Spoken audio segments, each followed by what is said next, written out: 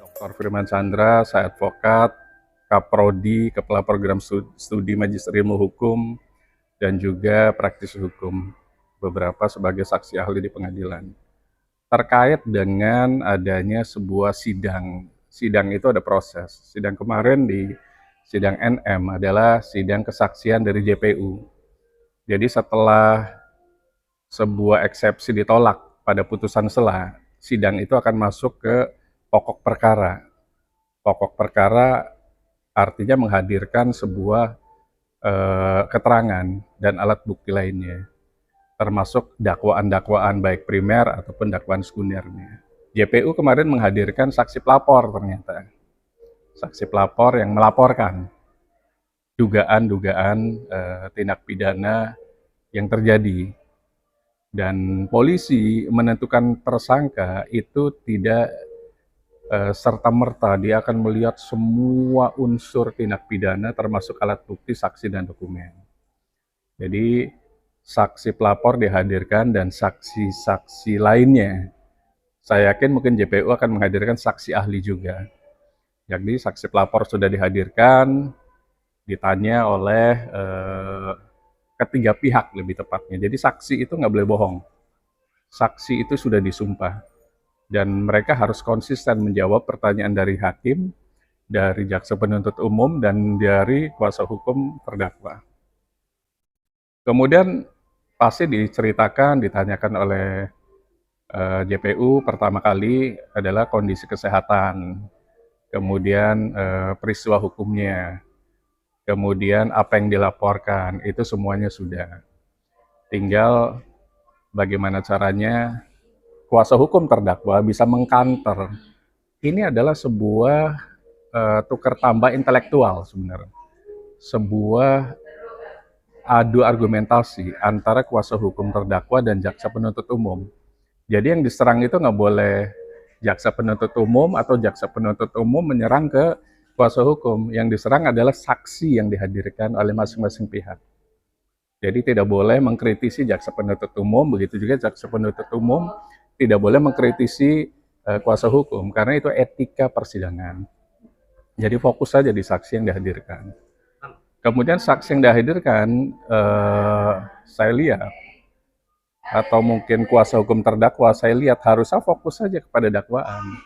Jangan fokus ke substantif yang tidak ada hubungannya.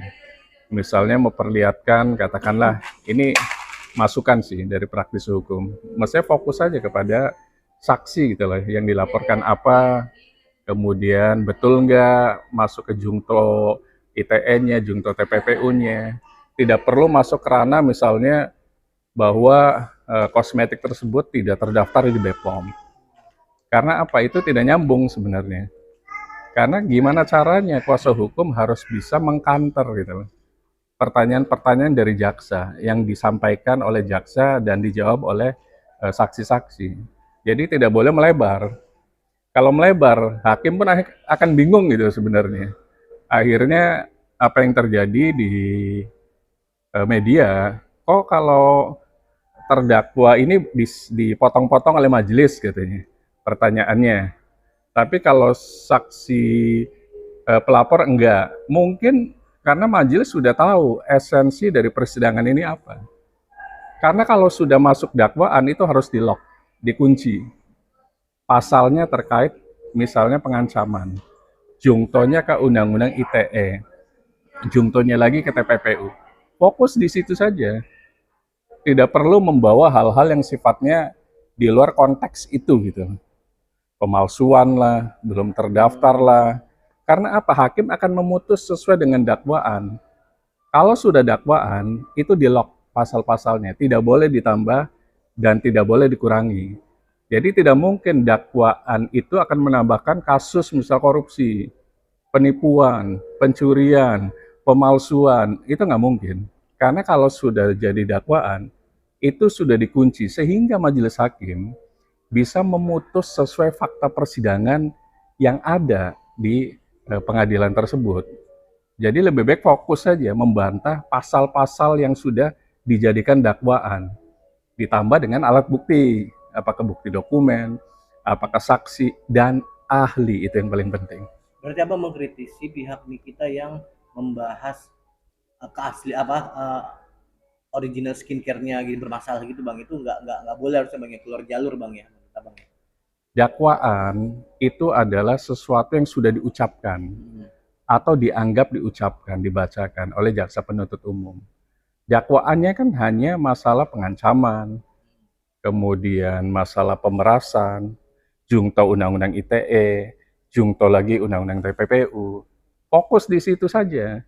Nggak usah fokus ke barang lah, kasus misalnya penipuan lah, kasus misalnya pencemaran nama baik lah. Karena apa? Biar ajak hakim itu memutus secara fakta persidangan dan sesuai dengan saksi-saksi yang dihadirkan. Sehingga apa? Sehingga fokus hakim lebih terarah di situ.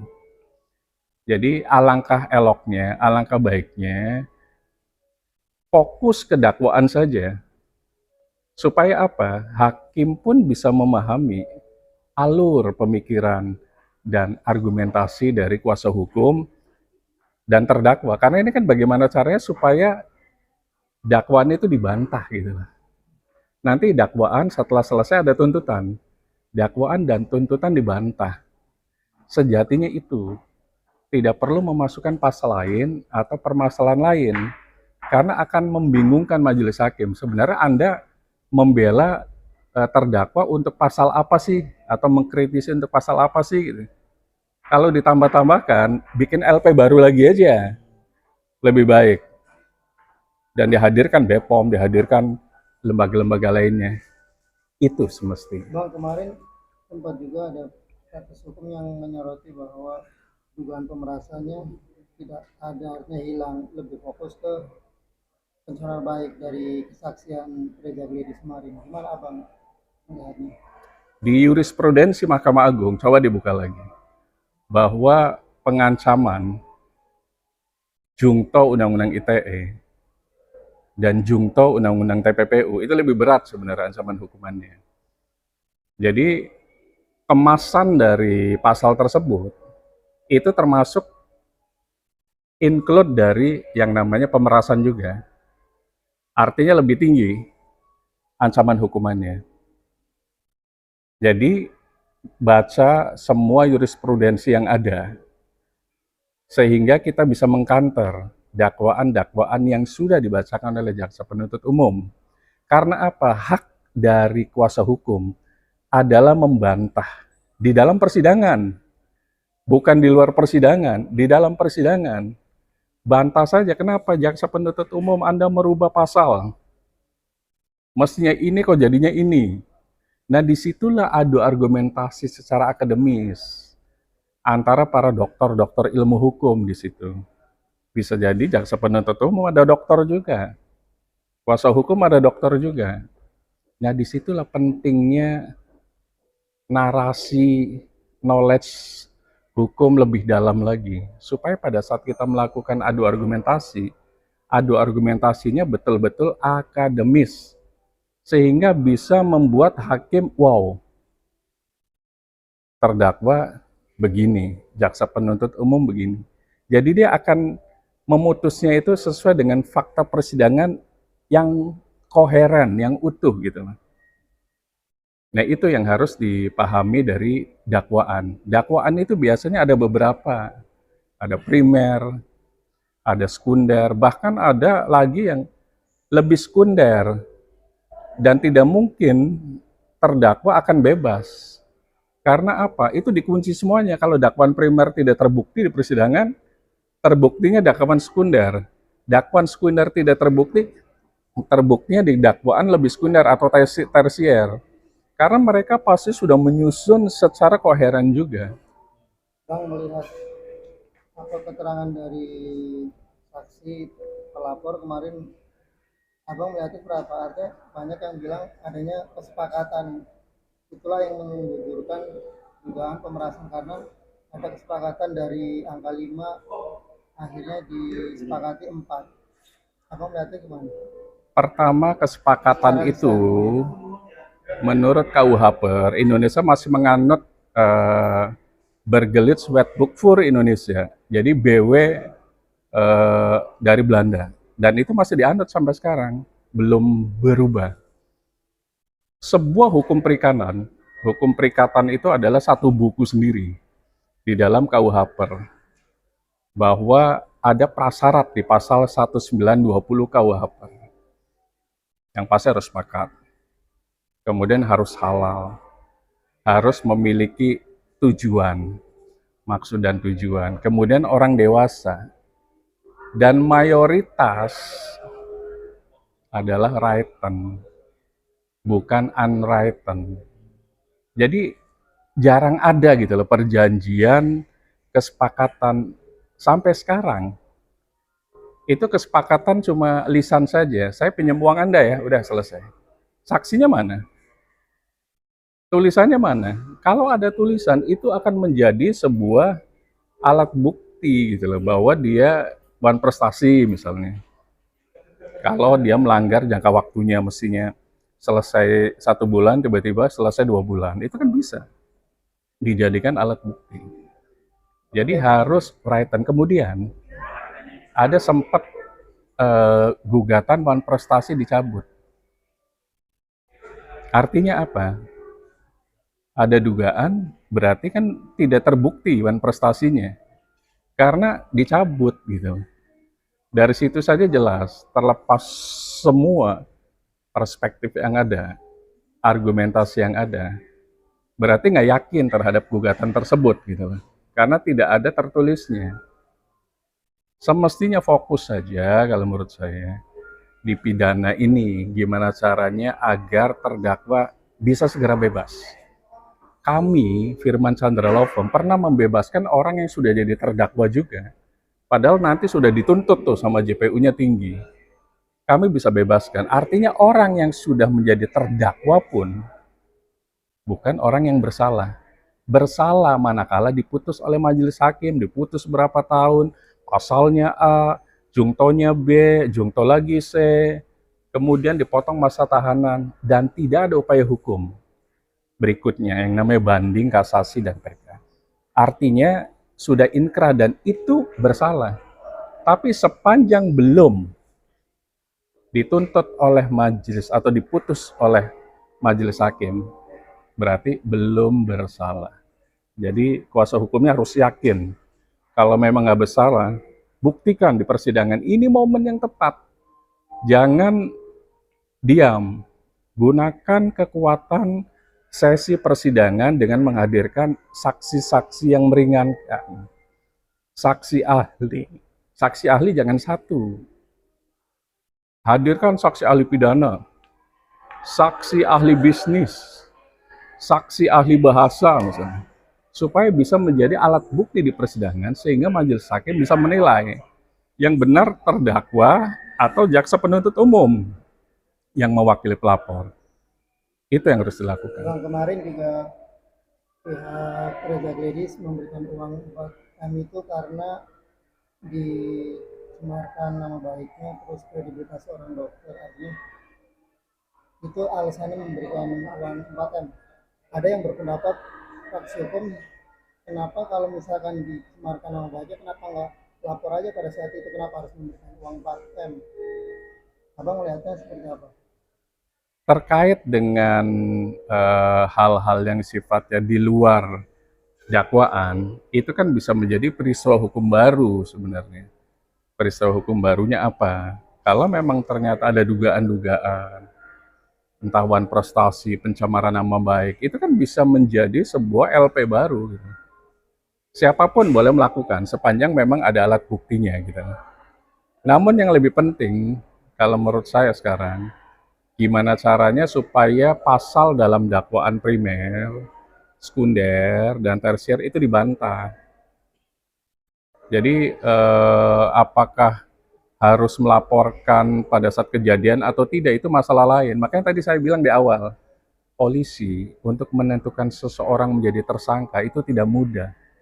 Dan tidak mungkin gegabah lagi sekarang. Pasti ada pertautan alat bukti gitu loh. Misal alat bukti transfer dibuktikan di ada hal yang samanya dengan misalnya kalimat-kalimat yang pengancaman di WA-nya. Kalau Anda begini, maka Anda akan begini loh gitu loh. Nah, mungkin di situ. Kemudian ditambah saksi dan saksi ahli. Jadi polisi sudah menentukan tersangka itu bukan ujuk-ujuk gitu loh. Jadi pada saat di persidangan pun ini tidak mudah. Ini perkara yang agak berat ini kalau menurut saya. Jadi lebih baik fokus di situ gimana caranya supaya terdakwa yang ada di rutan Pondok Bambu itu bisa lepas dari hukum.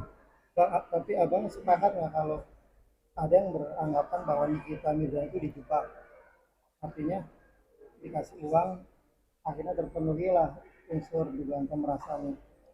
Saya tidak sepakat sebenarnya bahwa jebak atau tidak dijebak itu yang menentukan tempat uji materi sebenarnya. Yang uji materi itu adalah kalau pidana umum kepolisian, kalau pidana khusus KPK misalnya, seperti korupsi dan lain-lain. Jadi kalau memang kalimatnya dijebak, kan ada mekanisme yang dilakukan harusnya gitu loh. Kenapa itu tidak dilakukan? Ya wallahu alam juga gitu. Jadi sekarang masalah jebak menjebak kalau menurut saya kesampingkan dulu. Sekarang fokus bagaimana caranya agar terdakwa itu bisa lepas dari jerat hukum itu sebenarnya. Bang, tapi melihat kronologi kejadian, abang melihat ada celah nggak untuk kita bisa bebas, artinya ringan? Karena kan kalau melihat kronologi kan bukan kita secara langsung yang berkomunikasi, terus ada pihak lain yang justru mendorong untuk menyerahkan kepada Nikita, tapi nggak secara langsung Nikita yang meminta dan melobi. Abang melihatnya gimana? Ada celah nggak untuk Celah ada. Sebenarnya dari awal sudah saya sampaikan, kenapa tidak melakukan pra peradilan. Dari situ hak dari tersangka tidak digunakan. Kemudian kalau memang ada dugaan kriminalisasi dari kepolisian, kenapa tidak dilaporkan ke Propam? Itu kan nanti dasar dari persidangan bisa tuh. Kami sudah melaporkan ke Propam. Kalau memang ada dugaan kriminalisasi dari jaksa, kenapa tidak dilaporkan ke Komjak, Komisi Kejaksaan? Kalau ada kan sebagai dasar alat bukti di persidangan juga gitu loh. Nah, hal-hal yang sifatnya non persidangan, kalau menurut saya itu semestinya sudah dilakukan sebelumnya. Nah, sekarang bagaimana caranya supaya bisa lepas dari hukum gitu loh. Cuma satu, ini sudah sampai ke pokok perkara, cuma satu saran saya. Kuatkan alat bukti. Alat bukti itu ada 4. Dokumen kuatkan. Kalau memang itu bukan pengancaman, bukan pemerasan, buktinya apa? Kemudian harus ada saksi dan saksi ahli. Di pasal 55 kita KUHP ada namanya terminologi turut serta. Ada namanya dader, ada namanya mad pleasure. Dader itu aktor intelektual. Apakah Sambo sebagai turut serta apa aktor intelektual? Padahal mungkin bisa jadi di persidangan bukan dia yang membunuh mungkin. Nah sama di kasus ini juga. Meskipun yang menerima adalah orang lain, tapi kan atas perintah dari majikan, dari yang superior, kepada yang inferior, yang di bawahnya. Itu lebih berat hukumannya sebenarnya. Jadi tinggal kuasa hukum bisa membuktikan yang jadi dader siapa, yang jadi mad pleasure siapa. Kalau mau diarahkan, ya memang akhirnya harus bisa memilih apakah mengorbankan yang M atau mengorbankan yang N sebagai dader. Itulah nanti dibuat di pledoi. Atau dua-duanya bukan sebagai dader. Nah itulah nanti akan dibuatkan di pledoi. Pledoi itu adalah nota pembelaan sebelum putusan majelis hakim. Jadi di pasal 55 kita jelas gitu. Ada dader, ada mad pleasure. Jadi kalau mau diarahkan silakan. Berarti ada yang dikorbankan nih. Siapa yang menjadi dader. Kalau N mau hukumannya ringan atau bebas, berarti M harus dikorbankan. Nah kira-kira gitu lah mekanismenya. Bang, saya satu pertanyaan, Bang. Terlihat kita seperti melawan di persidangan, apakah itu bisa memberatkan dia atau seperti apa, Bang? Nah, Jadi gini, di persidangan itu ada hal-hal yang non teknis. Hakim kadangkala memutus sebuah putusan, baik pidana atau perdata, selain melihat alat bukti, fakta persidangan, adalah hal-hal dari yang dihidangkan dari terdakwa misalnya. Kalau terdakwanya kooperatif, tidak berbelit-belit, terdakwanya juga tidak menghina persidangan misalnya, ngomongnya tidak kasar, itu akan membuat ada kalimat hal-hal yang meringankan putusan itu. Jadi hal-hal yang meringankan itu berpengaruh kepada satu, pasal yang dikenakan pada saat tuntutan. Setelah dakwaan kan tuntutan. Kedua adalah ancaman hukuman. Ancaman hukuman kita itu terlalu luas. Undang-undang TPPU itu bisa sampai 20 tahun. Nah, kenapa ada yang cuma 6 tahun, ada yang 7 tahun, tapi ada yang 20 tahun? Nah, hakim tuh melihat ada unsur-unsur itu juga, termasuk hal-hal yang meringankannya lagi adalah uang pengganti, uang denda, kalau korupsi ya. Kalau TPPU misalnya uang yang menjadi pokok perkaranya, itu dikembalikan. Itu hal-hal yang meringankan. Nah, itu yang harus difikirkan. Makanya saya bilang tadi, kesopanan, etikabilitas dalam persidangan itu harus selalu ada. Karena hakim akan melihat itu juga. Bang, satu lagi bang. Terkait BAP saat di kepolisian dan persidangan, apakah itu wajar? BAP itu adalah dasar JPU untuk bertanya kepada saksi, kepada pelapor, dan lain-lain. Jadi wajar, karena sepanjang tidak dibantah, tidak dianulir oleh saksi ataupun saksi ahli, berarti BAP itu sah secara hukum. Siap. Terima kasih banyak.